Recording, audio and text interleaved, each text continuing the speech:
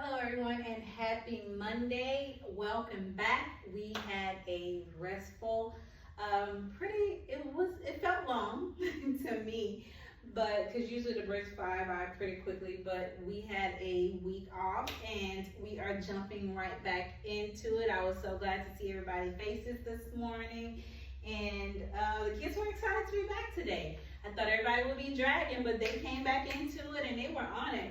So I am so glad everybody's excited to be back and we are going to continue moving now. So just a little refresher of what we did before we left. We were just starting to work on division.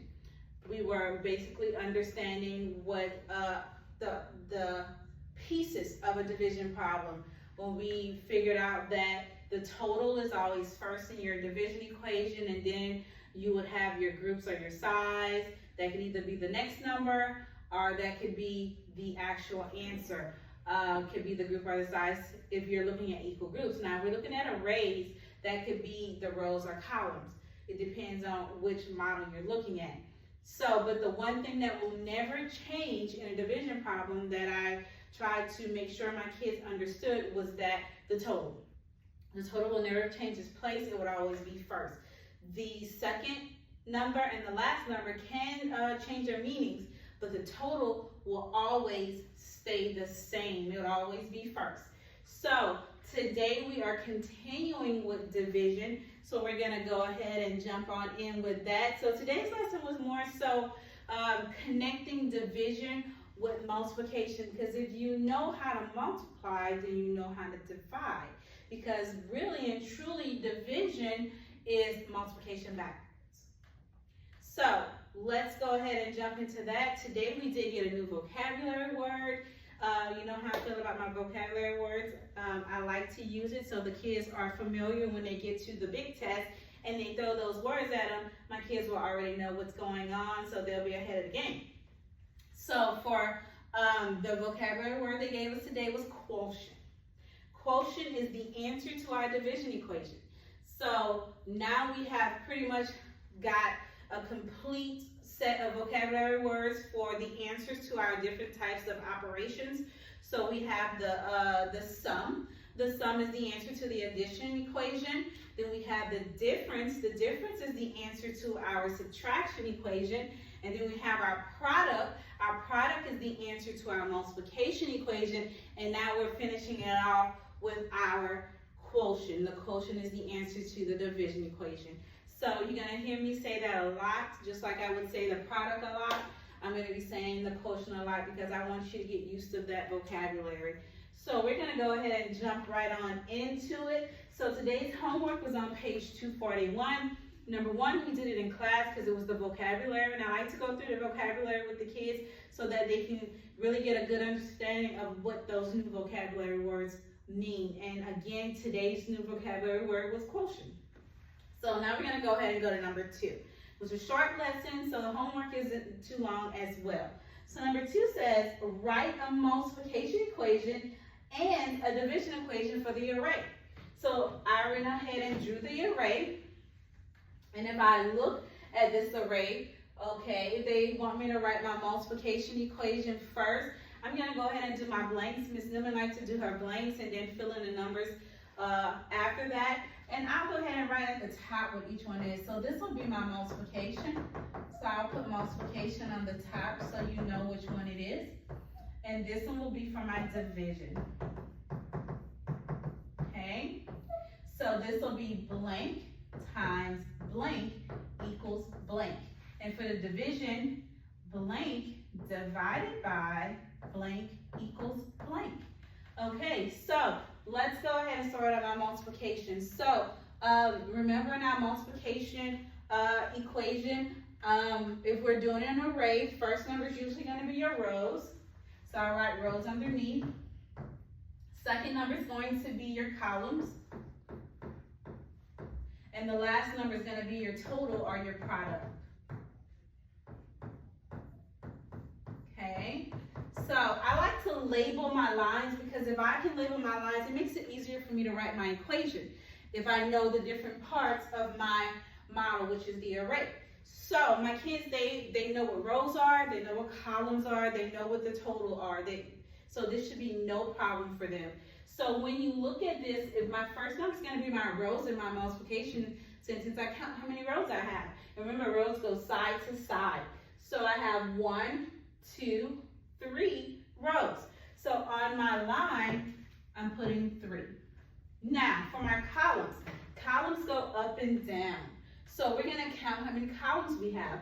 I have 1, 2, 3, 4, 5, 6.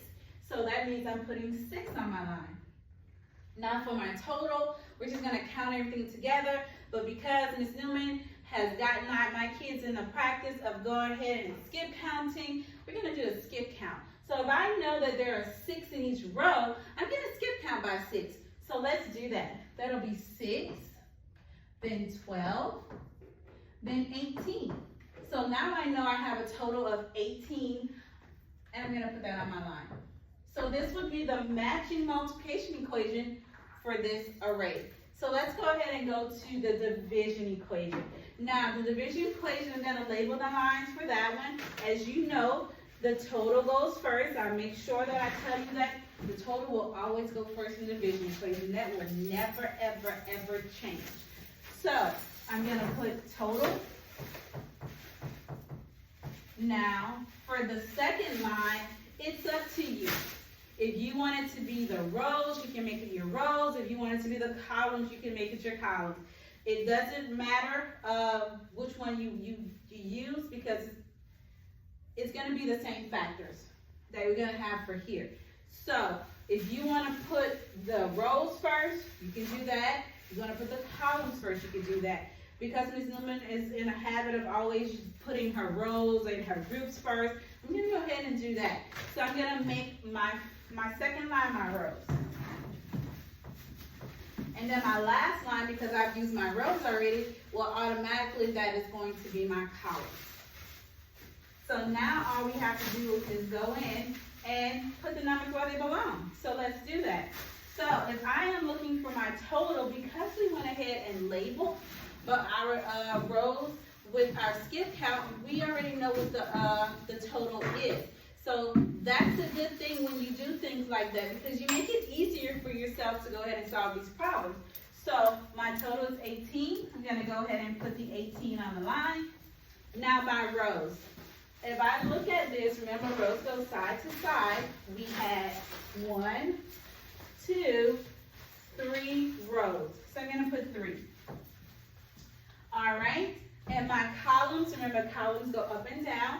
So that's 1, 2, 3, 4, 5, 6 columns. So I'm putting 6. All right, so this would be the matching division equation to that problem. Okay? And that is all they asked me to do. Let me make sure. Yes. So this is it for number 2. Okay, let's go ahead and go to number 3. Now, number 3 is on page 242, and it says, Yuki has 21 flowers. Okay, 21 is an important number. Usually when we're in class, I make my kids circle the important numbers. So we would circle 21, and then I would ask them, 21 sounds like a what? Does it sound like a total? Does it sound like a group? Does it sound like a size? And they would say, oh, that's the total. So I would write total. I would circle that and write total on top. So automatically we know that 21 flowers are our total. Now, if you look at the drawing, they have some stickers at the bottom. Is it stickers? No, it's flowers. Okay, some flowers at the bottom. And I can already see that the 21 flowers that they say I have. So let's keep reading. It says, she puts the same number of flowers on each of 7 pages in her scrapbook to dry them. So, 7 scrapbooks. These are my 7 scrapbooks. Now, I would ask them again, 7 pages. That's an important number. You would circle that. So since we already know what the total is, I'm not going to include that in my answer choices, but I would ask them with the remaining choices, is that your group or your size? And they would say the groups, because the boxes, the 7 boxes, that's your groups. That's what you're gonna be putting your flowers on, inside. So that would be your groups. So I would write groups on top of that. So once I do that, I just like to ask my kids, so since I know what my total is, I know what my groups are, then what am I looking for? What's the unknown here? So they would say the size. So I would write the word size, and I'll put a question mark because that's what I'm trying to find. So then we keep reading. It says, draw the flowers Yuki puts on the pages. Okay, write a division equation and a multiplication equation for each problem. So down here, this is where our division equation is going to go, and this one here is where our multiplication equation is going to go. So then what I would tell my kids, what's one way that I can figure out where each flower will go on my scrapbook pages. So they would tell me, Ms. Newman, you can go ahead and just pass out each of our flowers until we pass them all out, and then we see how many we have on each page. And that would be absolutely correct. So let's go ahead and do that. So we're gonna pass them out one by one until I pass them all out. So this will be 1, 2, 3, 4, 5, 6, 7, 8, 9, 10, 11, 12, 13, 14. Okay, I've gotten to 14, but I see I still have some left. So that means I have to keep passing them out until I pass them all out. So I'm going to keep going. So this will be 15, 16, 17, 18, 19, 20, and then my last one, 21. So I passed out all my flowers and I put them on all 7 pages.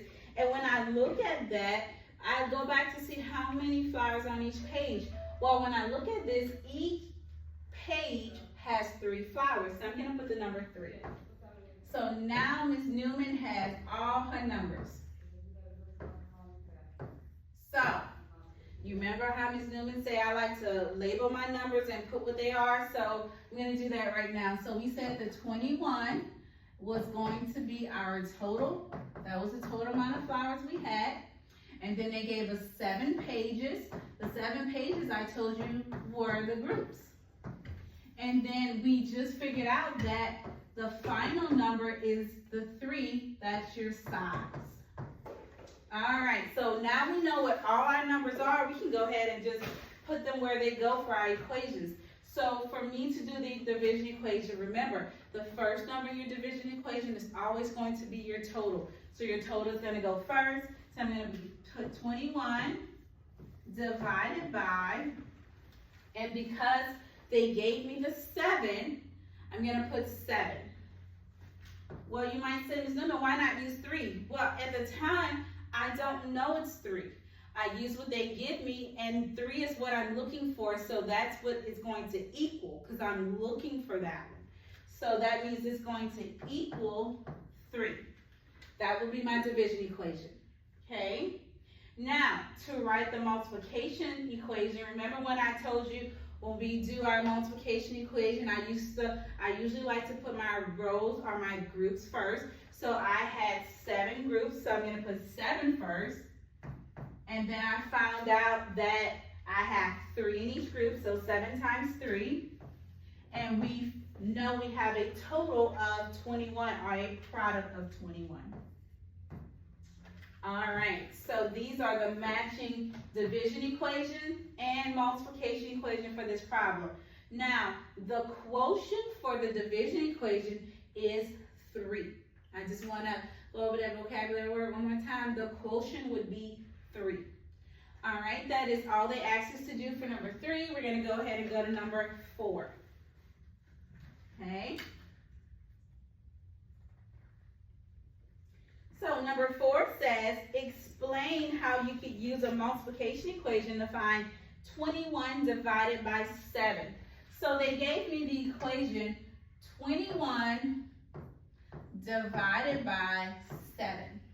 And they asked, how could you use multiplication to help solve this? Well, this is how you would do it, because really and truly, like I told you before, division is multiplication written backwards or in reverse.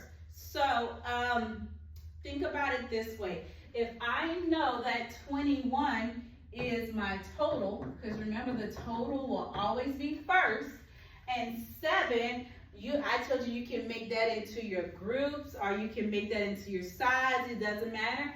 I'm going to go ahead and do my groups because I like my groups to go first. So I'm going to make this as my groups. So that means I would be looking for the size.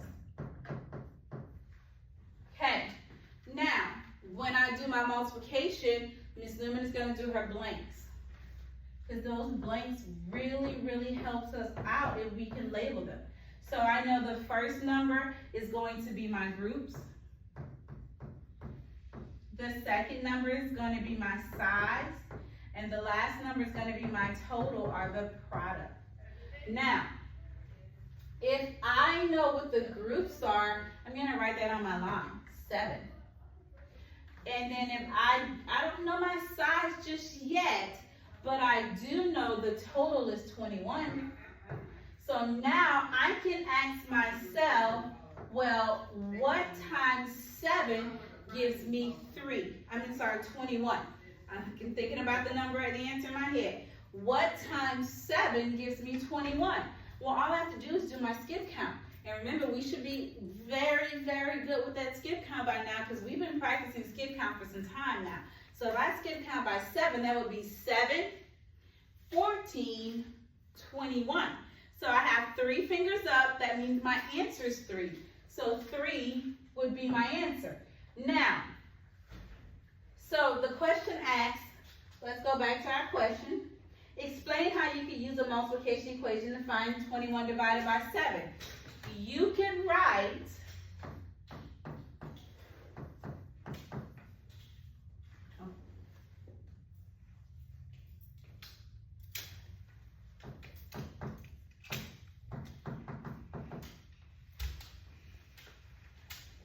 7 times blank equals 21.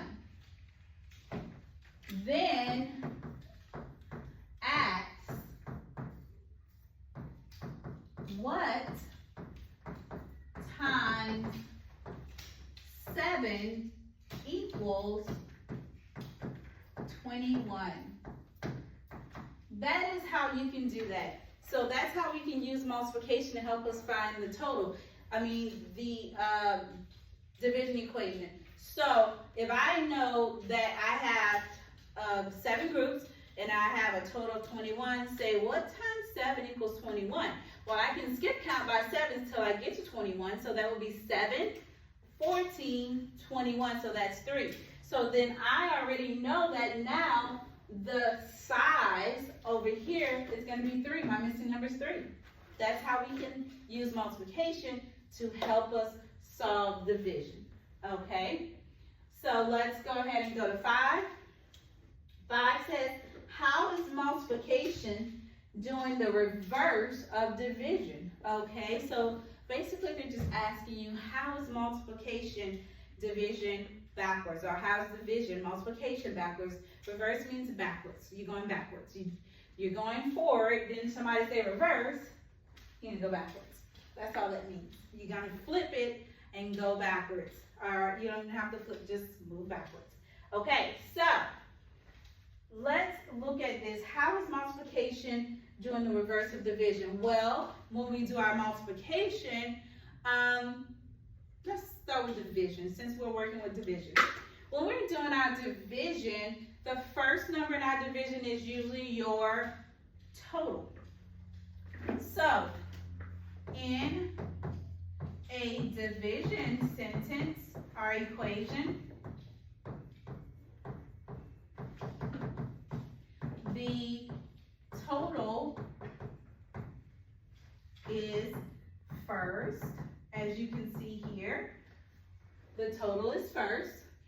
And in a multiplication, where my total is first, if I go reverse, then that makes my total last.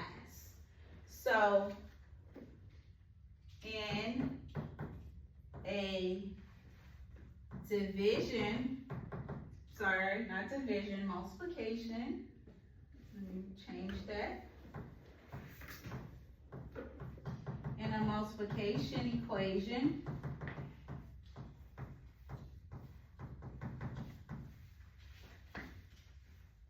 the total is last. So this, I'm gonna give you an example of what I mean. So I can use the numbers from here at the top. 21 divided by 7 equals 3. And then if I put it in backwards, then that would be 7 times 3 equals 21. Do you see how the total was first here in my division, and now it's last here, so it reversed. It went backwards, it flipped.